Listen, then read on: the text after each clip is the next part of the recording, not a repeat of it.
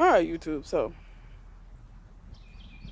today's the 18th of March, and today would have been the day that my granny turned 91. She died in February. Stuff happens, I guess. Um, she lived a long life. She lived to be 90. Um, I credit her with teaching me a lot of stuff in my formative years, even in my adult years. She taught me a lot.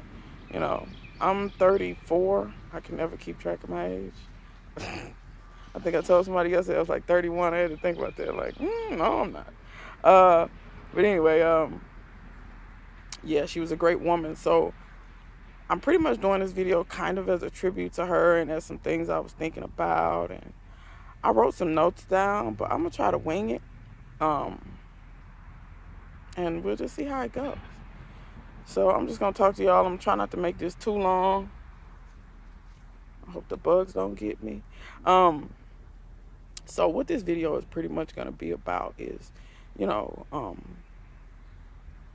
maybe just a video that puts some things in perspective in relation to gardening, you know, why people got away from it and why they shouldn't have, and probably why a lot of people should return to it, and the benefits that it has, you know, just individually and culturally, and, you know, just society-wise. So let's jump off into it. So I never, if any of you have watched my video that I did a long time ago, 40 facts about me or whatever it was, I never intended on being a gardener. Like, if you had asked me when I was, I don't know, 18, 19, even 20, I was gardening for what? You know, I was very caught up into just, I don't know, fashionable. Well, not fashionable things, because I've always been kind of weird and out of the box. But I wouldn't have gardened, though. I wouldn't have, you know, I watched my granny do that and watched my mom's side of the family, my great-grandmother, I mean, my uncles. I watched all of them do it. And, you know, I guess I must have learned through osmosis because, or maybe it's just, maybe that is something ingrained genetically in me or something. I don't know. Because as time went on, I don't know, I just found myself gravitating towards it one way or another. It was, you know, at first it started out with, I hate going to the store paying all this money for stuff that tastes terrible. Not realizing that when I grew up, a lot of the stuff I ate, it came out of my granny's garden, or it came out of, well, at that point, my great-grandmother wasn't farming or gardening anymore. Her sons were my uncles, so, my great-uncles actually, but they were gardening and stuff like that. So I ate a lot, you know, I ate a lot of that stuff that they grew, and it just tastes better. And I don't think I ever really noticed it or paid attention to it until I was an adult and I was paying for it. So, you know, at that point, anybody knows me knows that I don't pay for trash. Like, I like quality. I don't overpay for quality, and I won't go out and just buy ridiculous stuff and just blow money. But if I'm going to pay my money, I want it to be something of quality. And honestly, the stuff in the grocery store is trash. So, I mean, you know, they don't grow it for taste. They don't grow it for nutrition. They grow it so that it ships well, so that it keeps well, and so that it looks good. None of that has anything to do with, you know, what food is really for. Food is for nutrition. That's what it's for. And people really need to understand that just because something says organic in a store don't mean it's organic. You didn't grow it. How you know it's organic? I got news. Farmers, especially very large commercial farmers, they'll do what they need to do to get around governing bodies. Apparently, Felix thinks that it's time to bother me. Hello, Felix. Anyway, if you think that they won't do what they need to do to skate by and find loopholes and get through government agencies and whatever just so they can get their stuff marketed as organic so they can sell it to you for more money, and it's probably truly not organic. Am I saying every farmer does that? No. What I'm saying is I don't know what you did. That's what I'm saying. But I know what I do.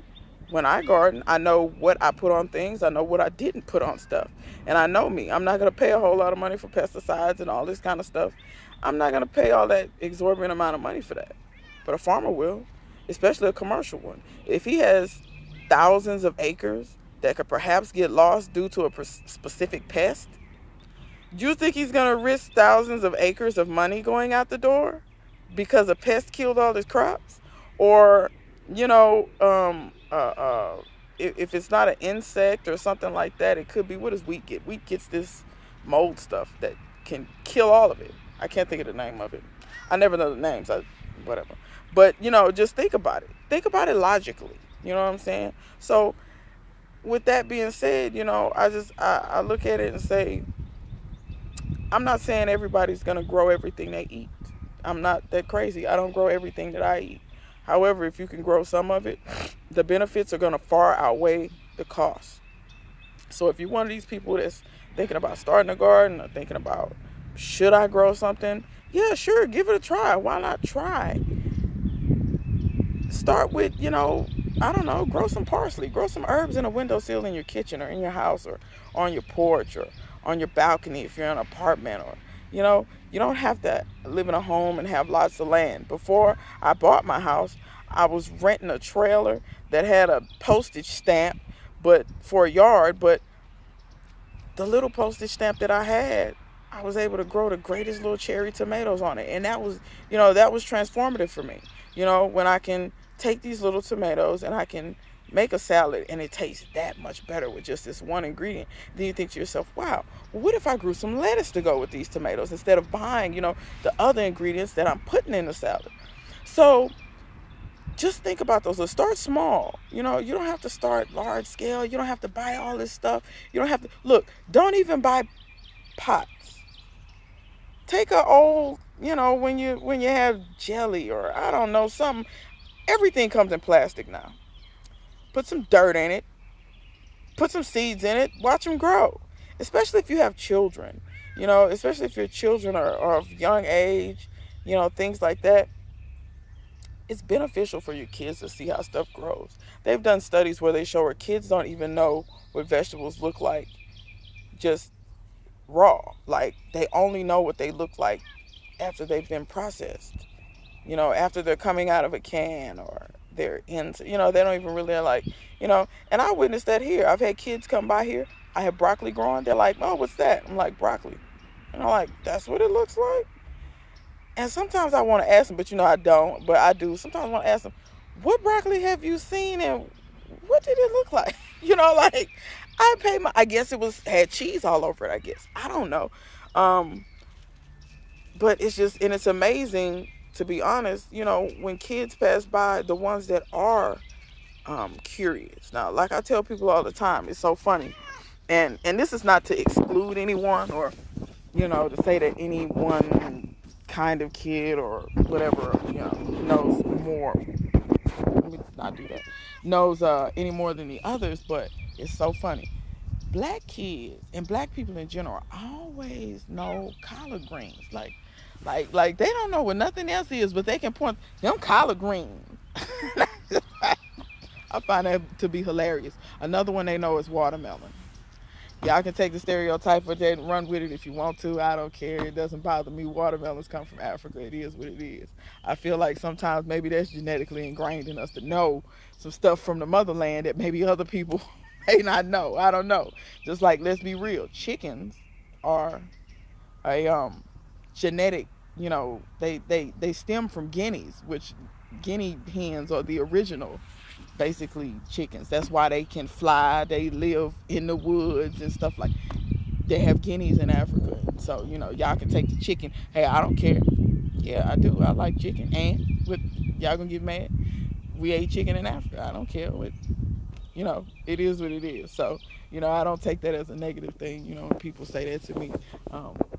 You know, sometimes I think you have to pick your battles, and that's one of the battles I'm not going to fight. I don't care, whatever. I eat chicken, I eat watermelon. It is what it is.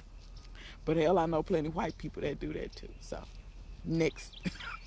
But back to the topic at hand, I digress. I find that kids find it actually fascinating that you can grow things and you can, so you just grow this and you eat it. You know, oftentimes like around when school's out around the holidays, they see me out there getting greens, digging sweet potatoes, you know, stuff like, oh, you gonna eat that? You gonna, you know, oh, well, you didn't really have to pay. I mean, you know, yeah, I had to water it, but no, I didn't really have to pay for it. You know, they find it fascinating. And I want you to just take a second and think about if kids was to grow things. For instance, if you take your kids and you take them and you say, okay, we're going to plant these seeds, and I'm going to let you raise this, and I'm going to let you take care of it and nurture it, and that's going to be your little responsibility. It's not that much responsibility. Seeds cost what? A few dollars, you know, a couple. Actually, Dollar Tree, they for $4, 25 cents. You can start with some beans or something real simple. Beans are super easy. They germinate really fast because, you know, kids don't have patience. Beans are like the fastest thing they come out of the ground. And if they kill it, it was 25 cents. You know, it's not that much. Let them watch it grow, nurture it. That's their responsibility. They water it. They take care of it. And at the end, they get something that they can enjoy. Not only that, perhaps, maybe the reason why our kids don't like vegetables that's in the store is because they taste like trash. Maybe if they tasted better, your kids might be more interested in eating them. I mean, just maybe. Because I've had kids come by here and taste sugar snap peas and be like, wow, I've never tasted anything that tasted like that in the store. If it tasted like this, I would eat it. Because sugar snap peas are sweet. Kids like sweet stuff. I mean, you can say what you want, but a sugar snap pea is better than an hour later. I'm just saying. And if you can get them to eat that the same way that they would eat candy, I think the sugar snap peas will be a little bit more healthy. I mean, I'm just going out on a limb saying that.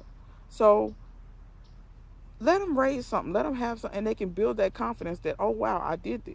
You know, I was able to take care of this, and I did. And if they kill it, they learn a lesson in death. You know, win-win. Look for the positive in things. If they kill it, you just say, okay, well, let's try again. Maybe we should try something different. And that way you can get them into something other than just playing on these phones and these tablets all day long that's ruining their, I won't say it's ruining their cognitive skills, but if you notice, a lot of kids, they're not able to express themselves well. You know, kids express themselves through emojis only. You need to know you can't express yourself on your job as an emoji. Or better yet, as we should be teaching our kids to have an entrepreneurial spirit, you can't run a business using only emojis. I'm just here to tell you. I'm an entrepreneur myself. You can't do it. Are there times when you can use emojis? Yes. But your money don't come to you in emojis. Do people pay you with emojis? No, they don't. So if you're going to take something and, you know, just try to train your kids a little bit better, just start with something simple like that. Or there are other ways. Just, you know, use this as a sounding board or a stepping block to figure out something different. Not only that, nutrition in this country is terrible. They say most kids are malnourished anyway. I venture to say most people are malnourished. You know, after, if anybody knows anything about American history, during World War II, I don't know about World War I have to look it up, but I know during World War II they had what was called Victory Gardens and all this stuff. Because, why? The country was sending most of the money for the war. This country didn't have all this money to be feeding everybody. So everybody took it upon themselves, grow a little garden, grow a little this, that, and the other, you know. But after World War II, if you notice, that's when microwave dinners came about. That's when all this processed stuff came about. Because we were thought of as we won, we got all this money, we got nothing else to do but just, you know, just focus on technology. That's really when technology really started taking off. You know, microwaves came into fashion. Just all this different, these convenience type things came into fashion around that time. So it's kind of like, we don't need to farm no. We ain't doing that anymore. We got grocery stores. But back then they was giving us a little bit better quality. Now it's become so much about the dollar. We're not getting no quality out of that. Please stop eating that stuff. I venture to believe that a lot of the ignorance and stupidity that goes on has a lot to do with our diet. What you put in your body is what you get out of it. If you put trash into it, you will get trash out of it. I guarantee you. I can tell you right now, the periods and times in my life when I wasn't really focusing on my diet, my thought patterns and my ways of doing things were abysmal. But now I think a lot more clearly. I do things a lot more clearly. I do things a lot more with purpose and with focus a lot better. And I think a lot of it has to do with I cleaned up my diet. Am I perfect? No. I still eat, you know, stuff that I shouldn't eat every now and again. But for the vast majority of stuff, no. I don't put trash in my body. I can't. I won't do it anymore. I've made a resolve that my health is more important than, eating things that are fun to eat. So, you know, that's one part of it. Another part of it is the economic benefit. This year alone, I've made like $40 selling seeds on eBay. And it was just on a whim. Like I had way too many seeds from my poke plant. I had way too many seeds from my collard plant that I could ever grow. So I've got like 3,000 seeds sitting here, and I'm like, I'm not going to throw them away. I gave away a fair amount, but I still had thousands of seeds left. And I'm just like, what am I going to do with these? So I'm just in a whim, because I sell on eBay and Amazon. I do that too. So I was like, just throw them online. I threw them online. I'm about to drop the phone too. I threw them online, and like I said, in the past, it's spring, people are buying seeds. In the past month, I made over $40 just selling seeds. In our communities, how many people could use that $40, that extra $40 for really, you didn't really do much. You grew the plant already. All you did was collect the seeds that were already there. You mean to tell me you couldn't use the $40? Or if you really, like I said, I did that on a whim. If you really just put your head down and really just said, I'm really just, look, this is what I deal with. Predators. If you really just put your head down and said, and I'm only selling two types. If you just put your head down and said, I'm going to just venture out and do this. Whatever extra little money you could bring in, even if it was $20 extra a month, there's plenty people that could put that $20 to use. You know what I'm saying? Then let's go even further. If you start a garden, you start too many plants. Let's say you got enough seedlings and you're only going to plant maybe 2 or 3 tomato plants. But let's say you planted 10 or 15 tomato seeds. You're just going to kill off all the other ones and they look healthy? Why don't you just sell them? Set up a little stand, if you got a decent amount of traffic by your house, or even if you don't have a decent amount of traffic by your house, Facebook Marketplace and all these Craigslist, all these different ways that you can get rid of stuff. Sell the plants. Sell tomato starts for $2 a plant. People gonna come buy them. You beating Walmart's price. You beating Lowe's price. They don't sell tomatoes for that price. I'm just here to tell you. And once again, that's a little side hustle you can have. I tell people all the time, don't put all your eggs in one basket. You gotta keep your side hustle. So always think about that, the economic aspect of the gardening. If you plant a whole lot of garlic and you plant too much that you can eat, sell the extra. Keep what you need, sell the extra. Camaraderie in the community. Let's talk about that. So a lot of times I grow too much. Like I'm telling you now, this garlic is gonna be too much. I'm not gonna eat all that, before it goes bad. Give it away to your neighbors. That might be a nice icebreaker with your neighbors. I feel like a lot of camaraderie and things like that in the neighborhoods have gone to the wayside, and it's pitiful. A lot of times, the reason why you and your neighbors get into it is probably over something stupid. But maybe you can do like the Native Americans, and that could be like a peace pipe, or a way to, show, okay, here you go. I just, just like my neighbor. He likes peppers, green tomatoes, garlic, onions. I know that. How did I know that? We started talking about the garden one day. Well, what do you like? And this is that and the other. And now he's thinking about starting him a garden. His parents used to grow back in the day. He says his parents used to have a nice little urban farm back in the day. But he had gotten away from it, and now he wants to get back to it because he sees me gardening. So it spreads that, camaraderie in the neighborhood. The same thing with my neighbor on this side. She loves flowers. I'm not really a flower person. She tells me about flowers. I tell her about vegetables. We trade. We trade back and forth. She'll give me flowers that I can put in the house and, beautify things. And I give her vegetables and stuff like that. Same with my neighbor up the street. He's a carpenter. If I need something done in my house that I can't do, he'll come do it for me. All he wants is some kale and some peppers and some, So think about that stuff as, a unifying thing that could happen in your communities to make your communities better. All of this stuff, it's so many other talking points and different things that we can venture off of. I don't know if I touched on everything that was in my notes. I think I did. But comment below and And like I said, let this be an inspiration. If you're not growing anything, just try a little something. Or if you don't know how to do it, ask in the comments. I always respond to my comments. I never just, look at them and don't respond. So, my channel's small enough to where I can do that. I actually like that.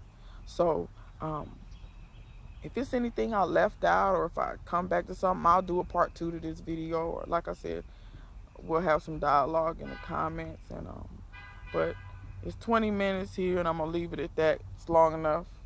Plus the gnats and stuff is coming out. Y'all know I don't like bugs. But but until next time, I will see you guys later. Y'all take it easy.